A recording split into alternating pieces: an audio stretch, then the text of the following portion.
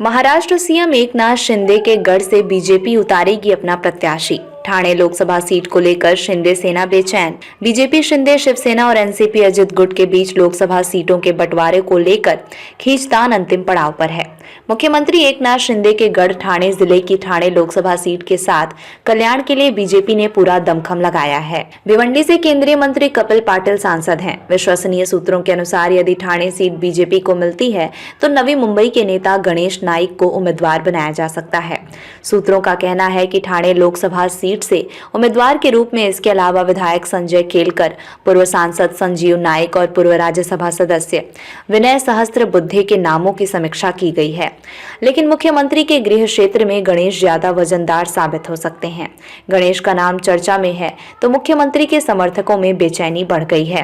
Thane seat के वर्तमान सांसद राजन विचारे उद्धव ठाकरे के साथ हैं।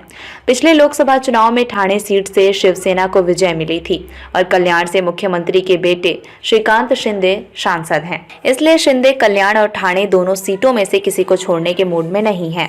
इसलिए ठाणे में बीजेपी मजबूत। ठाणे लोकसभा के कुछ विधानसभा क्षेत्रों में से बेलापुर, ऐरोली, ठाणे शहर में बीजेपी के विधायक हैं। कोपरी, पांच पखाड़ी से एकनाथ शिंदे खुद विधायक हैं और उबला माजीवाड़ा में उनके समर्थक प्रताप सरनाइक विधायक हैं। मीरा भाईंदर से गीता जैन निर्दलीय विधायक हैं, लेकिन उनका समर्थन बीजेपी को है। ऐसे में ठाणे सीट पर बीजेपी मजबूत नजर आ रही है। बीजेपी को मिली सीट तो शिंदे का नुकसान। विधायक गणपत गायकवाड़ ने जब से पुलिस स्टेशन के भीतर महेश गायकवाड़ पर गोली चलाई है, तब से कल्याण में शिवसेना, शिंदे गुट और बीजेपी के बीच विवाद खुले तौर पर दिख रहा है।